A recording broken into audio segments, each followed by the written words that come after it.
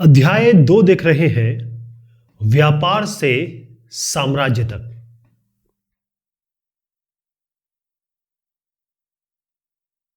सर्वोच्चता का दावा। सर्वोच्च का मतलब होता है सर्व उच्च, सबसे ऊंचा। तो अब कंपनी ने अपने आप को सबसे ऊंचा होने का दावा ठोक दिया। कैसे? शुरुआत यह होती है कि 19वीं सदी, इससे पहले या जो शुरुआती दौर था उसमें कंपनी नहीं चाह रही थी कि भाई हम तो ट्रेडिंग वाले हैं, हम क्यों यहाँ पर राजनीति में आए। लेकिन धीरे धीरे उनको राजनीति में आना पड़ा। तमाम चीज़ें हुई जो हमने पहले डिस्कस किया। 19वीं सदी की जब शुरुआत हुई, यानी 1800 प्लस की बात कर रहा हूं मैं, यहां पर कंपनी ने अपना जो इलाका बढ़ाना है, अपना क्षेत्र का विस्तार करना है, उसे बढ़ाना है, उसके लिए बहुत ही जबरदस्त आक्रामक नीति अपनाई। इसका मतलब अब है वॉर, अब है लड़ाई, अब है कैप्चर करना। इस तरीके की आक्रामक नीति इन्होंने अपनाई। यहां पर आपसे एक साहब देखते हैं, ये साहब का नाम है लॉर्ड हेस्टिंग्स। क्या नाम है? Lord Hastings. और ये जो लॉर्ड हेस्टिंग्स साहब हैं, ये रहे 1813 से लेकर 1823 के दरमियान ये गवर्नर जनरल रहे। और इनके ही कार्यकाल में सर्वोच्चता की नीति, यानी सर्वोच्चता का अंग्रेजी में जो रूपांतरण है चैप्टर में, वो है पैरामाउंट। पैरामाउंट कि हम सबसे ऊपर हैं। बेसिकली ये है कि ये बताना चाहते थे कि हम भारतीय राज्यों के, भारतीय क्षेत्रों के, भारतीय प्रांतों से ऊपर हैं। और अगर हमें अपने हितों की रक्षा, जैसे कंपनी को अपने हितों की रक्षा करनी है, उसके लिए वो किसी भी भारतीय इलाके का, किसी भी भारतीय रियासतों का, किसी भी भारतीय राजा के अधिकृत चीजों का, सरदार के अधिकृत चीजों का, वो अपने अधिकार क्षेत्र में अधिग्रहण कर सकती है, यानी कैप्चर कर सकती है, अधिग्रहण कर सकती है, अपने कंट्रोल में ले सकती है। ठीक? तो बेसिकली ये एक बात थी अपने को सर्वोच्चता दिखाने की कि भाई अगर आपने कुछ भी ऐसा किया जो हमारे हितों की रक्षा जिसमें नहीं हो पा रही है, तो हम आपको वो एरिया, हम आपका कैप्चर कर लेंगे। लेकिन ऐसा तो नहीं होता ना। आप हिंदुस्तान में, इंडियन सब कॉन्टिनेंट में आए, आप बाहरी आदमी हैं, और बाहरी आदमी होके, मतलब वैसे तो सभी मैक्सिमम इधर उधर से ही आए, लेकिन फिर भी जो बहुत सालों से रह रहे हैं, ये तो अभी कुछ सालों में आए हैं, और ये आके एकदम से आप कह रहे हैं कि हम सर्वोच्च हैं, हमसे ऊपर कोई नहीं। तो ये जो इन्होंने कहा, ये जो प्रक्रिया अपनाई, ये बेरोक टोक तो चली नहीं। ऐसा तो नहीं है कि किसी ने इसका विरोध नहीं किया। मैं उदाहरण देता हूं आपको। अब मैं बात करूंगा कित्तूर की। इसमें दो नाम आने वाले हैं। क्या नाम आने वाले हैं? ये दोता है, कित्तूर। अंग्रेजी में लिख देता हूं ताकि आपको समझ में आ जाए। कित्तूर, ठीक है। ये जो कित्तूर है, ये कर्नाटक में है, आज के कर्नाटक में है। एक छोटा सा राज्य था, कोई ज्यादा बड़ा राज्य नहीं था। तो जब कंपनी ने इस कित्तूर को लेने का प्रयास किया, अपना अधिग्रहित करने का प्रयास किया, तो यहां पर देखिएगा एक महिला देख रहे हैं आप। ये महिला का नाम है रानी चेन्नम्मा। इन्होंने हथियार उठा लिए। हथियार देख रहे हैं इनके हाथ में आप। इन्होंने उठा लिए हथियार, और फिर अंग्रेजों के खिलाफ जो इन्होंने आंदोलन छेड़ा, वो तो खैर हिस्ट्री है। इनका नाम इसीलिए बहुत इज्जत से लिया जाता है। लेकिन हुआ क्या? जो रानी चेन्नम्मा है, इनको 1824 में गिरफ्तार कर लिया जाता है, और उसके बाद 1829 में रानी चेन्नम्मा की जेल में ही मृत्यु हो जाती है। बेचारी का देहांत हो जाता है। अब चेन्नम्मा के बाद क्या होगा? कित्तूर में ही जो संगोली है, उसके पास उसमें एक चौकीदार है, बहुत गरीब चौकीदार है। ये बहुत बड़ा आदमी नहीं है, कोई राजा नहीं है, रानी नहीं है। एक आदमी है जो केवल एक चौकीदार है। वो ये साहब जो आप देख रहे हैं, इनका नाम है रायन्ना। ये नहीं पीछे हटे। रानी के बाद ये जो रायन्ना है, इन्होंने भी अपना प्रतिरोध, विरोध या कंपनी के खिलाफ अपना आंदोलन जारी रखा। बहुत सारे इन्होंने काम किए। इन्होंने क्या किया? जो कंपनी के, जो ईस्ट इंडिया कंपनी के या ब्रिटिश कंपनी के जो शिविर हुआ करते थे, जहां पर ये लोग रहते थे, या इनके जो डॉक्यूमेंट होते थे, दस्तावेज, इन सबको नष्ट कर दिया, क्योंकि दस्तावेज से तो बहुत प्यार था उनको। और जहां रह रहे हैं, अगर वही आप खराब कर देंगे तो कैसे रहेंगे ये? तो फाइनली क्या हुआ? ये रायन्ना साहब को, इनको 1830 में पकड़ लिया गया, और बेचारे को फांसी लगा दी गई। तो ऐसे बहुत सारे उदाहरण हैं। अब आगे हम बढ़े, यहां पर देखिए 1830 यहां पर एक कुछ नया परिवर्तन हुआ। नया परिवर्तन ये ग्लोबल परिवर्तन था, यानी ये हिंदुस्तान का परिवर्तन नहीं है, हिंदुस्तान का चेंज नहीं है, ये ग्लोबल परिवर्तन है। ईस्ट इंडिया कंपनी या जो कंपनी है वो किससे डरी हुई थी? रूस से। क्योंकि एक तो रूस बहुत स्ट्रांग था, पावरफुल था। उनको ये डर था कि भाई रूस जो है पूरे एरिया में आगे बढ़ रहा है और कहीं ये एशिया में आके, और जो उत्तर पश्चिम है जहां पर हमारा इंडियन सबकॉन्टिनेंट आता है, ये उत्तर पश्चिम में आकर कहीं भारत पे कब्जा ना कर ले या भारत पे अपनी चपेट में ना ले ले। ठीक है, जो रूस का प्रभाव था उसके अंडर में ना आ जाए। तो अब ये हो गया कि कंपनी चाहती थी कि भाई जो उत्तर पूर्व है, यानी कि अगर हिंदुस्तान को हम इस तरीके से देखें, नीचे वाला जो प्रायद्वीपीय पठार है, वो ये चाहते थे कि हम जो उत्तर, देखिए होता क्या है, ये उत्तर है, ये दक्षिण है, ये पूरब है, ये पश्चिम है ना। मैं बात कर रहा हूं उत्तर पश्चिम की, तो उस इलाके की बात मैं कर रहा हूं जो यहां पर है। तो ये लोग चाहते थे, ये कंपनी वाले, कि भाई इस इलाके में भी हमारा कब्जा हो जाए, मतलब कम से कम नियंत्रण तो कर ही ले कि कल को अगर रशिया आता है या ऐसा कुछ बढ़ाता है तो हम उसको रोक तो सके। तो इसके लिए क्या किया, मैं उत्तर पश्चिम ये भाग होता है, तो यहां पर क्या क्या है, यहां पर क्या है, यहां पर अफगानिस्तान है, यहां पर पाकिस्तान है, यहां पंजाब है, ठीक, ये सब इलाके यही तो है। तो इन्होंने ये काम किया कि 1838 से लेकर 1842 तक कंपनी ने ही अफगानिस्तान के साथ लड़ाई की, बहुत लंबी लड़ाई चली, और फिर फाइनली डायरेक्ट तो नहीं, मतलब वहां ये लोग गए तो नहीं, लेकिन अप्रत्यक्ष रूप से, इनडायरेक्ट रूप से अपना शासन इन्होंने अफगानिस्तान में भी कर लिया। पहली चीज ये। अब 1843, एक साल बाद 1843 में इन्होंने सिंध पे भी कब्जा कर लिया। ये सिंध इलाका है जहां सिंधु नदी बहती है ना, ये सिंध इलाका हो गया। ठीक है, अभी आज पाकिस्तान में है ये। और फिर उसके बाद आई पंजाब की बारी, तो पंजाब में, अब पंजाब में आ गए भाई साहब। पंजाब वाले लोग तो छोटे मोटे नहीं होते हैं, ये है जट। आज देखिए किसान आंदोलन हो रहा है, खड़े हुए हैं बिल्कुल 2 डिग्री 1 डिग्री टेम्परेचर में, और जबरदस्त तरीके से इनका वो रहता है। ये लोग छोटे मोटे लोग नहीं है, वॉरियर हैं, ये लड़ाके हैं, बड़ी इज्जत की जाती है सरदारों की। अब कंपनी जब सरदार यहां पर आई अपना पंजाब में, उसने कहा कि अब हमने अफगानिस्तान ले लिया, हमने सिंध ले लिया, अब इसको भी ले लेते हैं। लेकिन ये महाराजा रणजीत साहब ने इनकी दाल गलने नहीं दी। इन्होंने कहा ना, ये बिल्कुल पूरी तरीके से एकदम सामने आके खड़े हो गया, पूरा वो जिसे कहते हैं ना, ईंट का जवाब पत्थर से दिया, ईंट का जवाब पत्थर से। अब हुआ ये कि 1839 में एक थोड़ा दुखद सूचना आपको दे रहा हूं कि इनकी मृत्यु हो जाती है। उसके बाद भी 2 लड़ाइयां लड़ी जाती है, पंजाब के साथ 2 लड़ाइयां और लड़ी जाती हैं, और फाइनली 1849 में पंजाब ये भी किसके पास चले जाता है? अंग्रेजों के पास चला जाता है। क्लियर? ये एक चित्र दिया है, बहुत शानदार चित्र है ये, महाराजा रणजीत सिंह आप देख रहे हैं, इनके दरबार का चित्र है। अब मैं आपको एक बहुत इंपॉर्टेंट इसमें चीज बताने जा रहा हूं, उसको बहुत ध्यान से सुनिएगा, क्योंकि ये जो इसका सवाल तो बनता ही बनता है। सवाल ये है कि विलय नीति क्या है? व्हाट इज विलय नीति? इसको कहते हैं डॉक्ट्राइन ऑफ लैप्स, अंग्रेजी में कहते हैं डॉक्ट्राइन या डॉक्ट्रीन ऑफ लैप्स। यहां पर एक साहब दिख रहे हैं, इनका नाम है लॉर्ड डलहौजी। क्या नाम है? लॉर्ड डलहौजी। तो इनका शासनकाल क्या रहा? 18, यहीं पे लिख देता हूं, 1848 से लेकर 1856। अब ये मैंने आपको पहले बताया था कि कंपनी तो अधिग्रहण कर लेती थी, वो कह रही थी हम सर्वोच्च हैं, हम अधिग्रहण कर लेंगे, हम आपका इलाका ले लेंगे, छीन लेंगे, अपने कंट्रोल में ले लेंगे। तो ये अधिग्रहण थोड़ा और आगे बढ़ा, तो इन्होंने एक नीति अपनाई, ये साहब ने, इसको कहा गया विलय नीति। विलय नीति जो आप यहां देख भी रहे हैं, ये विलय नीति, इसी की बात मैं कर रहा हूं। इसमें यह था कि मान लीजिए कोई शासक है, कोई राजा है, शासक है, और इसका कोई बेटा नहीं है या वारिस नहीं है। अगर इसका कोई वारिस नहीं है जो इसके राजकाज को आगे बढ़ा सके, तो कंपनी क्या करेगी? कंपनी इनके इलाके को हड़प लेगी या अपने कब्जे में ले लेगी, और इसी सिद्धांत या इसी नीति या विलय नीति के आधार पे, डॉक्ट्रिन ऑफ लैप्स के हिसाब से, इन्होंने क्या क्या ले लिया?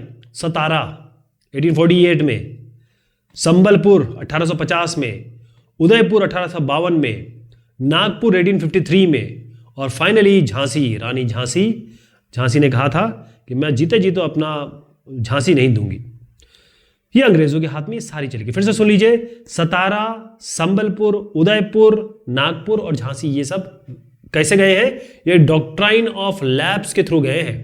ठीक है, अब आखिरकार 1856 में एक, ये जो फाइनल मैं आपको बता रहा हूं, 1856 में ये जो अवध इलाका है, अवध जो आप मान लीजिए आज का जो लखनऊ के आसपास के सारे इलाके जो हो गए, ये अवध का इलाका भी इन्होंने नियंत्रण में ले लिया। तो 1 2 3 4 5 6 एक और ले लिया इन्होंने। लेकिन यहां पर इन्होंने एक थोड़ी सी चालाकी की। मतलब अगर आपको कोई एरिया लेना है तो आप क्या बोलेंगे कि भाई हम तो आपके अच्छे के लिए ले रहे हैं, हम तो आपका भला कर रहे हैं। नया तर्क दे दिया यहां पर इन्होंने, नया रीजन दे दिया कि हमने अवध इसलिए लिया क्योंकि यहां का जो राजा है, यहां का जो नवाब है, अवध का नवाब जो है, इसका शासन सही नहीं है, ये अच्छा शासन नहीं करता, ये कुशासन करता है। और क्योंकि कंपनी फर्ज से बंधी हुई है, कंपनी का काम है कि लोगों की रक्षा करना, अपना कर्तव्य है कि लोगों को बचाना, मतलब इस तरीके से बोला करते थे वो, और उन्होंने क्या किया वो सब जानते हैं। तो हमारा कर्तव्य ये है, इसीलिए हमने नवाब को हटाया, नवाब को गद्दी से हटा दिया, और इसीलिए हमने अवध को अपने कब्जे में ले लिया। लेकिन वहां के लोग, देखिए लोग इतने बेवकूफ़ तो होते नहीं, उनको समझ में आ गया कि कैसे आपने, क्योंकि नवाब से बहुत प्यार करते थे वो, उनके प्रिय नवाब थे, क्लियर यहां लिखा हुआ है, वो प्रिय नवाब थे। और इनको जैसी गद्दी से हटाया, लॉर्ड डलहौजी थे उस जमाने में, तो बस इन्होंने विद्रोह कर दिया। मतलब विद्रोह क्या कर दिया कि 1857 का एक बहुत बड़ा विद्रोह हुआ, जिसके बारे में हम बहुत चर्चा करने वाले हैं। 1857 के विद्रोह में अवध भी शामिल हो गया। कौन शामिल हो गए? अवध भी शामिल हो गया। मैं आपको कुछ चित्र दिखाना चाहूंगा। आप देखिए, ये जो आप येलो देख रहे हैं ना, येलो, ये ब्रिटिश रूल के अंडर में था। आप देखिए कैसे धीरे धीरे आगे बढ़ी चीजें। ये पीला कितना पीला हो गया, यहां पीला हो गया, ये पीला हो गया, और पीला कितना हो गया, यहां पीला हो गया। तो मतलब कुछ ही समय में पूरा ही इलाका, जैसे मैंने बताया, इन्होंने अफगानिस्तान ले लिया, सिंध ले लिया, पंजाब ले लिया, और ये इलाके तो खैर कलकत्ता वगैरह तो इनके पास था ही, अवध ले लिया, साउथ में आप देखिए ये पूरा इलाका ले लिया। तो इन्होंने अपना किस तरीके से अपनी सीमाएं बढ़ाई, वो इस आपको पिक्चर से पता चलता है, इस नक्शे से पता चलता है। अब बात आती है नए शासन की व्यवस्था। फिर से मैं नाम लूंगा वॉरेन हेस्टिंग्स साहब का। किनका? वॉरेन हेस्टिंग्स साहब का। इनको देख लीजिए क्योंकि इनका नाम कई बार आने वाला है। ये रहे 1773 से लेकर 1773 से लेकर 1785 तक, ये पहले गवर्नर जनरल रहे इंडिया के। अब नए शासन की स्थापना की बात हम इसलिए कर रहे हैं, गवर्नर जनरल थे, इन्होंने केवल पहले शुरुआत तो बंगाल से की थी, लेकिन अब बंगाल ही नहीं, इनके पास बंबई, मद्रास, इसकी भी सत्ता मिल गई थी। ठीक है, अब होता यह था कि इनका शासन किस तरीके से बटा हुआ था, तो उसको ध्यान से देखिए। जो ब्रिटिश इलाके हैं, मान लीजिए ये ब्रिटिश इलाके हैं, इनको डिवाइड करते थे ये ऐसे इलाके जहां पर वो एडमिनिस्ट्रेशन कर सके, या कहें कि प्रशासकीय इकाइयों में, एडमिनिस्ट्रेटिव यूनिट्स में डिवाइड करते थे।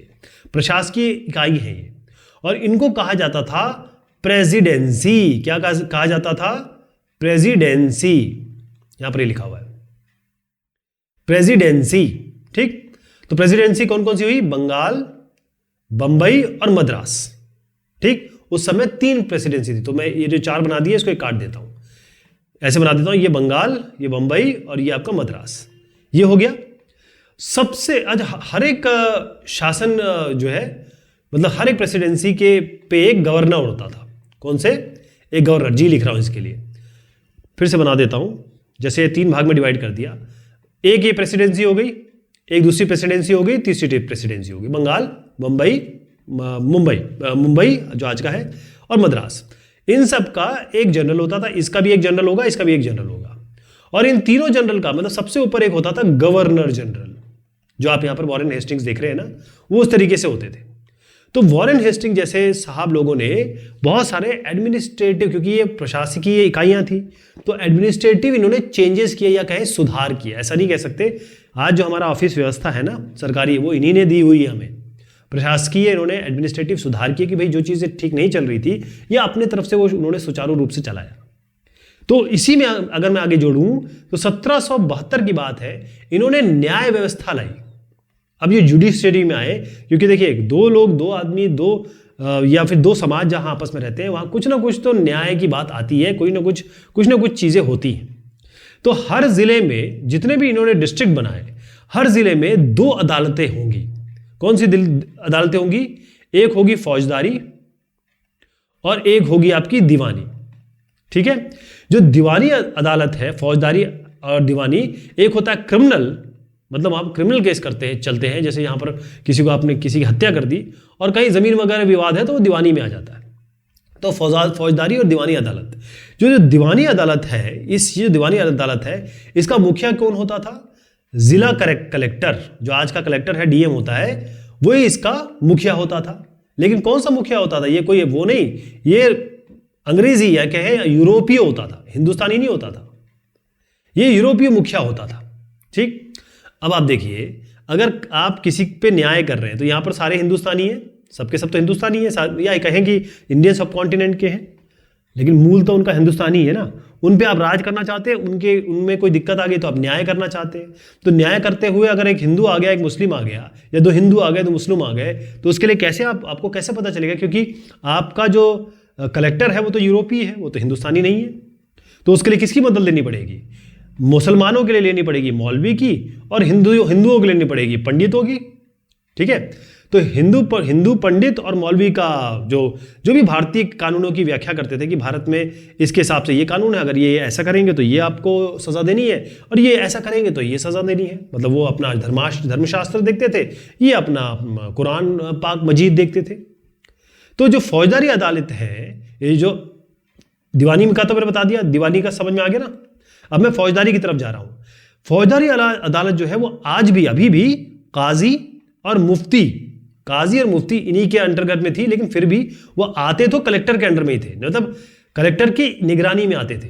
लेकिन यहां पर कलेक्टर और साथ में जो जज है, यहां पर जज है, और बाकायदा मतलब एक चीज समझ लीजिए कि यूरोपीय जिला कलेक्टर के दीवानी अदालत के मुखिया वो होते थे, और जो यूरोपीय लोग होते थे उनको बताते थे ये मौलवी और पंडित। लेकिन जो फौजदारी अदालत थी वो अभी भी काजी और मुफ्ती के अंडर में ही थी, लेकिन निगरानी करते थे आपके जो कलेक्टर है वो करते थे। जरा कुछ शब्दों का मतलब बता दो। जो काजी का मतलब होता है ना, जो जज, ये काजी का मतलब होता है जज, यानी कि न्यायाधीश।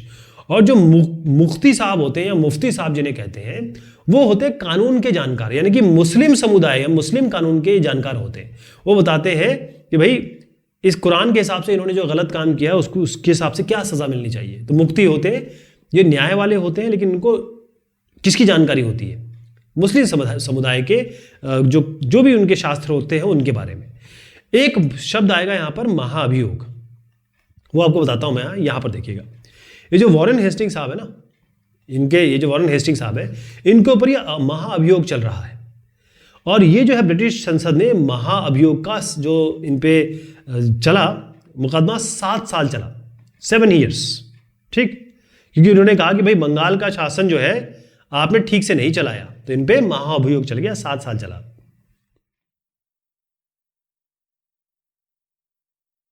मैंने आपको जो कुछ चीजें बताई थी, इसमें धर्मशास्त्र आएगा, सवार, मैस्केट और मैचलॉक। ठीक, ये सब मैं जैसे जैसे आएगा मैं आपको बताऊंगा, लेकिन पहले धर्मशास्त्र का समझ लेते हैं। क्योंकि अभी मैंने बताया फौजदारी दीवानी बन गई, उसमें क्या क्या हो रहा था, लेकिन इसमें एक समस्या आ गई। समस्या क्या थी? मान लीजिए कि आप बंगाल में रहते हैं और आप रहते हैं मद्रास में। ठीक, अब बंगाल और मद्रास में अगर कोई काजी है, कोई मुफ्ती है, वो क्या करेगा? स्थानीय मतलब लोकल कानून के हिसाब से, लोकल प्रचलन के हिसाब से अपनी व्याख्या कर देगा। मतलब अगर यहां पर किसी ने चोरी की है तो इसको अलग सजा मिल रही है, यहां किसी ने चोरी की तो अलग सजा मिल रही है। मतलब ऐसा हो गया कि भाई यहां कुछ अलग हो रहा है, यहां कुछ अलग हो रहा है, यानी हर एक जगह पे अलग अलग तरीके से डिसीजन दिए जा रहे हैं, क्योंकि वहां के जो काजी मुफ्ती है वो अलग हिसाब से उसकी व्याख्या कर रहे हैं। फिर क्या करें? या फिर पंडित अलग तरीके से व्याख्या कर रहे हैं, क्योंकि धर्मशास्त्र की बात कही है। जो ब्राह्मण पंडित है बेसिकली, वो यहाँ पर क्लियर उसके लिए नहीं लिखा गया है, काजी मुफ्ती के लिए, यहाँ पर ब्राह्मण पंडित के लिए लिखा गया है कि जो अपने धर्मशास्त्र के हिसाब से अलग अलग जगह पे अलग अपनी अपनी व्याख्या कर देते थे कि साहब इसके हिसाब से ये कर दीजिए, लोकल में ऐसा चलता है तो आप इनको ये सजा दे दीजिए। तो भिन्नता थी हर जगह पे। अलग अलग चीज थी। और इसको बराबर करने के लिए हुआ ये कि 1775 में 11 पंडितों को बुलाया गया। इनको कहा गया देखा ऐसा है कि भारतीय कानून जो है ना, इसका आप जरा संकलन करिए, इसको मिलाइए यार, कुछ ऐसा बनाइए कि जो पूरे देश में सही तरीके से लागू हो जाए, हर जगह एक ही तरीके का कानून चले। ठीक, अब इसका यहां पर एक नाम मैं आपको लूंगा, इसको बहुत ध्यान से देखिए। इनका नाम है NB हैलीहेड। इसको जरा दिखा देता हूं आपको, कभी कभी ये सवाल आ जाता है MCQ में। इनका नाम है NB हैलीहेड। ये जो NB हैलीहेड साहब थे, उन्होंने क्या किया, क्योंकि हिंदी का तो तैयार, ये 11 लोगों ने तो हिंदी का तैयार कर लिया, NB हैलीहेड साहब ने इसको अंग्रेजी में कर दिया। 11 लोगों ने हिंदी में तैयार किया, हैलीहेड साहब ने इसको अंग्रेजी में बना दिया। ये हो गया, मतलब अंग्रेजी हिंदी दोनों तैयार हो गई। तो 1778 की बात करूं, यहां पर यह था कि भाई जो यूरोपीय न्यायाधीश थे, मतलब जो यूरोपियन जज थे या क्या कहें अंग्रेजी जो जज थे, उनके पास सारा कानून का ये सब मसौदा तैयार हो गया था। और फिर उसके बाद 1773 में, ये तो खैर पहले की बात बता रहा हूं, 1773 में ये हुआ कि एक रेगुलेटिंग एक्ट था। इसके बारे में भी काफी विस्तृत चर्चा हम करेंगे, लेकिन आप समझ लीजिए एक एक्ट था, उससे सुप्रीम कोर्ट SPC कर देता हूं, सुप्रीम कोर्ट, ये सुप्रीम कोर्ट सर्वोच्च न्यायालय की स्थापना कर दी गई। ठीक है, लेकिन जो कलकत्ता है, इसके अलावा और भी एडेड अगर हम करें तो पहली बार ये सुप्रीम कोर्ट का नाम आप जो सुन रहे हैं, जो आज आप हमेशा सुनते हैं, उसकी जो एंटिटी है, शुरुआत हुई थी वो 1773 में रेगुलेटिंग एक्ट के थ्रू हुई थी। ये भी MCQ में आ सकता है। दूसरा है कि जो और भी कलकत्ता में जैसे एक अपीलीय अदालत थी, के कर देता हूं, के कलकत्ता, इसमें अपीलीय अदालत थी। इसमें जो है सदर निजामत अदालत, उर्दू नाम है ये कि भाई सेशन कोर्ट है, आपका इलाके में जो कोर्ट होगी वहां जाके आप अपनी प्रॉब्लम बता सकते हैं। आज भी हमारे एक क्षेत्र में सबसे बड़ा आदमी कौन सा होता है, कोई भी जिले में डिस्ट्रिक्ट कलेक्टर होता है, डिस्ट्रिक्ट मजिस्ट्रेट होता है, यही तो साहब है। तो उस जमाने में भी जो डिस्ट्रिक्ट है, ये जो कलेक्टर है, वो सबसे बड़े आदमी हुआ करते थे। और कलेक्टर का काम क्या था, इसका नाम क्या है, कलेक्टर। कलेक्टर का मतलब कलेक्ट करना, कलेक्ट क्या चीज करते थे ये करते थे लगान, राजस्व, कर। तो इनका मेन काम था एक तो लगान लेना, लगान लोगों से लेना, इकट्ठा करना, और फिर जो जज है, न्यायाधीश, पुलिस अधिकारी, पुलिस ऑफिसर, कोतवाल, दरोगा, इन सब के साथ मिलके कलेक्टर साहब, इनका यह भी काम था कि कानून व्यवस्था को लागू रखना, कोई लड़ाई ना हो, कोई झगड़ा ना हो, कोई दंगे ना हो। तो दो काम थे, लगान वसूल करना, और इन तीनों की मदद से जो भी अलग अलग अधिकारी थे, कानून व्यवस्था बना के रखना, लॉ एंड ऑर्डर। इसका मतलब यह है कि जो कलेक्टर बैठते थे उसको कहते थे कलेक्ट्रेट। तो ये जो कलेक्ट्रेट साहब है, ये अब मेन बिंदु हो गए सत्ता के, मतलब अब यहां पर पावर आ गई, ये मेन जगह हो गई कि सत्ता का जो सेंटर पॉइंट अब ये बन गया। इसका मतलब जो पुराने सत्ता के केंद्र थे, जहां पर जो हर आदमी अचीव करना चाहता था कि मुझे यहां पावर मिल जाए, मैं इस जगह पहुंच जाऊं, अब हर आदमी कलेक्टर बनना चाहता था या कलेक्टर के आसपास रहना चाहता था। क्लियर? अब हम बात कर रहे हैं कंपनी की फौज की। अब आप देखिएगा, इसमें एक नई चीज निकल के आएगी। धर्मशास्त्र तो समझ गए आप, पहले क्लियर कर दूं। देखिए, इसमें यह था जो कंपनी की जो असली सत्ता थी ना इनके पास, क्योंकि पावर कहां से आता है, पावर आपके पास आता है आर्मी से, पावर आपके पास आता है जितने पास आपके असला हो, कितने, जैसे आज के ज़माने में कितने हवाई जहाज हो, कितने फाइटर प्लेन हो, कितने आपके पास जो पोत है, मतलब पोत, युद्ध पोत हो। तो असली जो इनकी ताकत थी वो थी सैनिक ताकत। ठीक, तो इसमें सवार होते थे जिसे हम कहते हैं कैवलरी। यहां अभी इसको भूल जाइए, कंपनी के पास नहीं, कैवलरी में बात कर रहा हूं मुगल एम्पायर में। जो मुगल एम्पायर में क्या होता था, मुगल साम्राज्य में ये था कि सारी चीजें, सारा जो पावर था वो कैवलरी के ऊपर था, यानी कि कितने घोड़े हैं, कितने घुड़सवार हैं इनके पास। पैदल सेना तो मुगल एम्पायर के पास थी। तो बाकायदा इनको मुगल एम्पायर क्या करते थे, इनको घुड़सवारी का, जो पैदल है उनको तलवारबाजी का, तीरंदाजी का, इनका प्रशिक्षण देते थे। इसका मतलब यह है कि सेना में हमेशा सब लोग थे, लेकिन जो घुड़सवार थे वो हमेशा उनका दबदबा रहता था मुगल साम्राज्य में। ठीक, तो मुगल साम्राज्य को कभी नहीं लगा कि हमें पैदल सेना जो है, पैदल सेना ये होनी चाहिए बहुत ज्यादा। पैदल सेना जो है मुगल साम्राज्य को कभी नहीं लगा, उनको लगा बस घुड़सवार होने चाहिए। ठीक, अब ग्रामीण इलाके में यह था कि बहुत सारे ऐसे लोग थे जो सशस्त्र थे, यानी उनके पास असलाह रहते थे। तो जब भी जरूरत पड़ती थी मुगल एम्पायर को, जब भी मुगल राजा को जरूरत पड़ती थी, तो या तो जमींदार या और जो लोग हैं वो इनको ये जो सेना है, पैदल सेना, वो प्रोवाइड कर देते थे। अब देखिए कैसे परिवर्तन हो। मैंने मुगल साम्राज्य का बताया आपको, मैंने आपको पहले बताया कि कंपनी की असली पावर थी उसकी सेना, जो पैदल सेना है, और मुगल एम्पायर में पैदल सेना नहीं थी, वो घुड़सवार थे। ये जो घुड़सवार आप देख रहे हैं ना, इसीलिए मैंने चित्र लगाया है। ये मुगल एम्पायर का पूरा मतलब था कैवेलरी, यानी कि घुड़सवार। लेकिन ये जो कंपनी है उसका सारा दारोमदार था जो पैदल लोग हैं, जो इनकी सेना है। ठीक, अब 18वीं शताब्दी में ऐसा हुआ कि जब जो अवध की मैं बात करता हूं और बनारस, ये जो रियासत है, इनमें क्या किया कि यहां पर, क्योंकि अरब और बनारस तो अब आ गई थी इनके पास अपने गुरु के पास, तो इन्होंने क्या किया, किसानों को भर्ती करके उन्हें पेशेवर सैनिक प्रशिक्षण दिया जाने लगा। मतलब यहां से बकायदा रिक्रूट किए गए लोगों को और इनको बकायदा प्रशिक्षण दिया गया।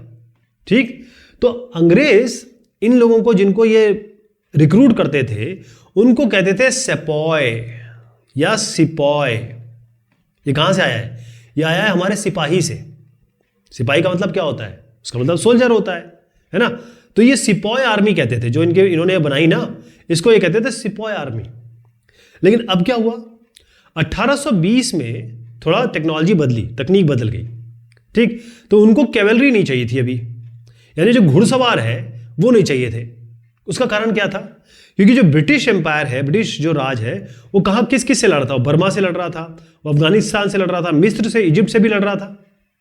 जहां जो लोग थे, मतलब वहां पर जो लोग लड़ रहे थे, उनके पास क्या होता था? उनके पास ये देखिएगा, इसको कहते हैं मैस्केट, यानी कि तोड़ेदार बंदूक। ये आपके बंदूक देख रहे हैं आप, और मैचलॉक, ये जो है इसमें मैचलॉक कहते हैं इसको।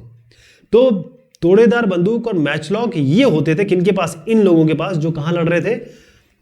बर्मा, अफगानिस्तान और मिस्र में, यानी कि इजिप्ट में।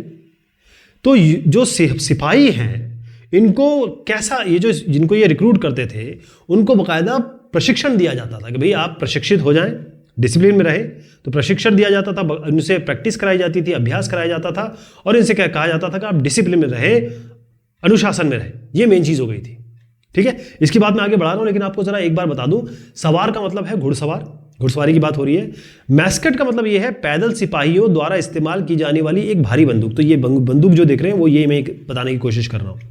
मैचलॉक ये होता है कि भाई जो बंदूक है जिसमें बारूद को माचिस से चिंगारी दी जाती थी। मतलब यहां पर जो बारूद, पहले तो गोली नहीं हुआ करती थी, ऐसे करके गोली नहीं हुआ करती थी, है ना, गोली नहीं हुआ करती थी। पहले क्या होता था कि यहाँ बारूद भरते थे और यहां से आग लगाते थे, तब करके ये आगे जाती थी। फिर से देख लीजिएगा, ये हो गए सिपॉय। ये मैं बता रहा हूं मुगल एम्पायर में जो प्रचलित था, जो कि आगे नहीं चला, क्योंकि अब आगे पैदल सेना जरूरत हो गई। और ये आपका मैस्केट और मैचलॉक की बात कर रहा हूं मैं। तो मैं बात कर रहा था, उनको बाकायदा ट्रेनिंग दी गई।